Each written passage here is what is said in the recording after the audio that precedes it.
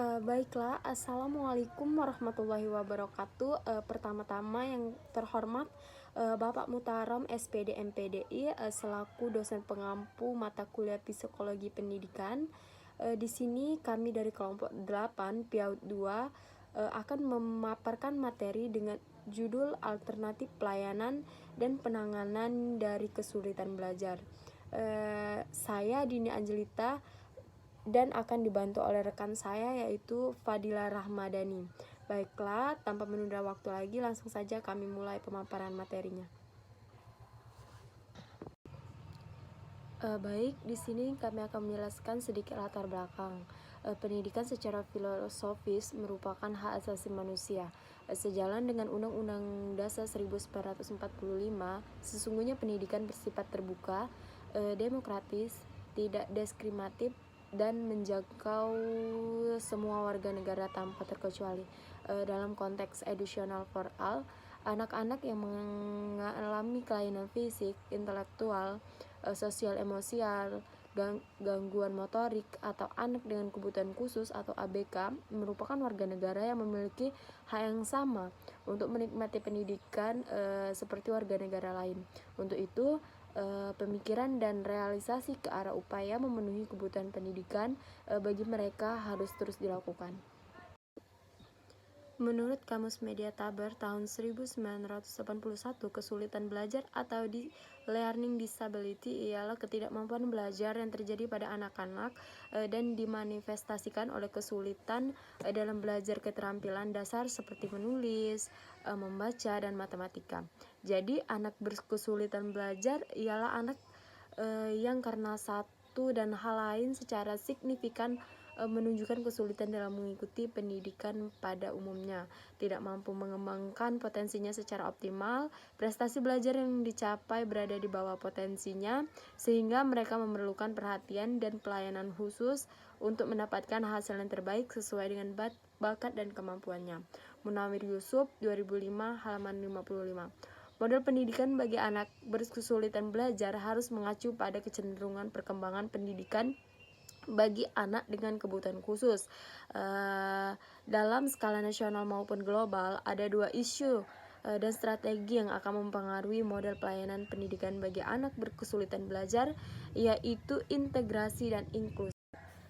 Di sini ada definisi pendidikan khusus, yang dimana pendidikan khusus merupakan pendidikan bagi peserta didik yang memiliki tingkat kesulitan dalam mengikuti proses pembelajaran karena kelainan fisik, emosional, mental, sosial, atau memiliki potensi kecerdasan dan bakat istimewa.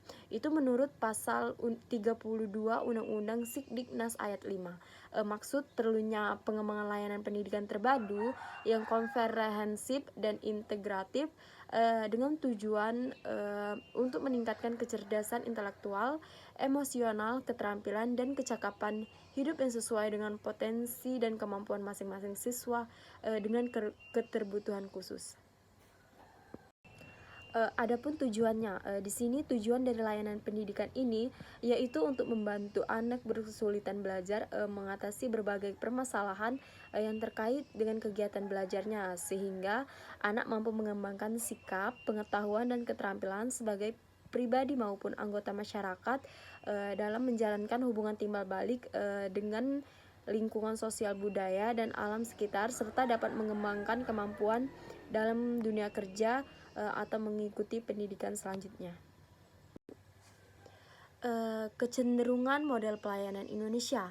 Ada beberapa kecenderungan terkait dengan model pelayanan di Indonesia. Yang pertama yaitu model pendidikan terpadu, yang dimana model pendidikan terpadu ini adalah pelayanan pendidikan bagi peserta didik berkebutuhan khusus reguler. Pelaksanaan pendidikan terpadu membutuhkan bantuan tenaga khusus berkualifikasi PLB. Yang kedua itu model pendidikan mainstreaming, di mana menghendaki agar integrasi pendidikan bagi ABK mencakup integrasi sosial dan instruksional didasarkan pada kebutuhan pendidikan yang diukur secara individual dan profesional bagi profesi dan disiplin. Yang ketiga yaitu ada model inklusi. Model ini menekankan pada keterpaduan penuh menghilangkan labelisasi anak dengan prinsip educational for all. Sekolah yang menyelenggarakan program pendidikan inklusi perlu dibantu tenaga khusus berkualifikasi PLB. Dari ketiga model pelayanan pendidikan sebagaimana diuraikan di atas, maka pilihan penempatan disesuaikan dengan kondisi dan potensi lapangan.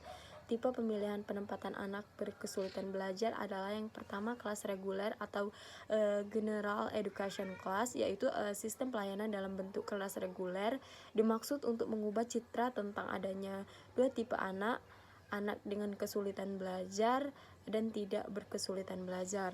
Yang kedua yaitu kelas khusus atau special class, di mana sistem ini biasanya menampung antara 10 hingga 20 anak berkesulitan belajar di bawah asupan seorang guru khusus. Ada dua jenis kelas khusus yang biasanya digunakan, yaitu yang pertama kelas khusus sepanjang hari belajar, dan yang kedua kelas khusus untuk mata pelajaran tertentu atau kelas khusus sebagian waktu. Dan yang ketiga itu ruang sumber atau recursion room. Ruang sumber merupakan ruang yang disediakan oleh sekolah untuk memberikan pelayanan pendidikan khusus bagi anak-anak yang membutuhkan, terutama yang berkesulitan belajar. Di dalam ruang sumber terdapat guru remedial atau guru sumber dari berbagai media belajar. Di sini ada peranan guru khusus untuk anak yang berkesulitan belajar. Di negara kita sendiri, guru khusus bagi anak yang kesulitan belajar masih sangat langka. Meskipun jurusan pendidikan luar biasa FIP IKP Jakarta telah menyelenggarakan pendidikan guru khusus bagi anak berkesulitan belajar sejak tahun 1970-an. Penempatan lulusannya ke dalam sistem persekolahan masih mengalami banyak kesulitan. Pada lulusan bidang kekhususan pendidikan bagi anak berkesulitan belajar pada jurusan tersebut umumnya bekerja di sekolah swasta yang sudah memiliki perhatian untuk itu. Pada tahun akademik 1992 sampai 1994, kurikulum jurusan PLB telah secara tegas mencantumkan adanya bidang kekhususan pendidikan anak berkesulitan belajar. Ada 9 peranan guru khusus bagi anak kesulitan belajar di sekolah. Itu menurut Lerner 1988 halaman 147. Kesembilan peranan tersebut adalah yang pertama menyusun rancangan program identifikasi, asemen dan pembelajaran anak berkesulitan belajar. Yang kedua itu berpartisipasi dalam penjaringan, asemen dan evaluasi anak berkesulitan belajar. Yang ketiga berkomunikasi dengan para ahli yang terkait dan menginterpretasikan laporan mereka. Yang keempat melaksanakan tes baik secara formal maupun informal. Yang kelima berpartisipasi dalam penyusunan program pendidikan yang individuated education program. 6 mengimplementasikan program pendidikan yang diindividualkan. Yang ketujuh menyelenggarakan pertemuan dan wawancara dengan orang tua. Yang kedelapan bekerja sama dengan guru reguler atau guru kelas untuk memahami anak, menyediakan pembelajaran efektif. Dan yang terakhir itu untuk membantu anak dalam mengembangkan pemahaman diri dan memperoleh harapan untuk berhasil serta berkeyakinan kesanggupan mengatasi kesulitan belajar. Ada 2 kompetensi perlu dikuasai oleh guru bagi anak berkesulitan belajar, yaitu kompetensi teknis atau technical kompetensi dan kompetisi konsultasi kolaboratif atau collaborative consultation competencies. Itu menurut Lerner tahun 1988.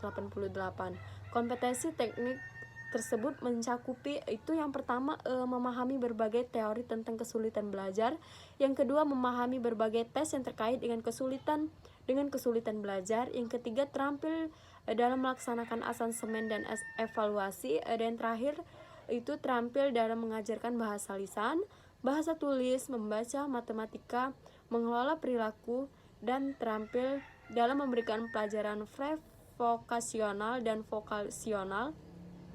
Kompetensi konsultasi kolaboratif mencakup kemampuan dengan upaya memberikan bantuan kepada anak berkesulitan belajar. Orang-orang yang terkait dengan upaya memberikan bantuan kepada anak tersebut terutama adalah guru reguler atau guru kelas. Di sini perlu dibedakan antara konsultasi dan kolaborasi. Dalam konsultasi, seorang profesional, misalnya guru, bagi anak yang berkesulitan belajar, menjalin hubungan dengan seseorang kolkolte, misalnya guru kelas reguler. Problema konsultasi akan muncul jika kedua belah pihak saling tidak menganggap pakar dan guru kelas tidak bersedia menerima anjuran atau pakar tersebut. Dalam kolaborasi, kedua belah pihak, baik guru bagi anak yang setara terhadap situasi permasalahan yang dihadapi, yang memungkinkan terjadinya interaksi terbuka.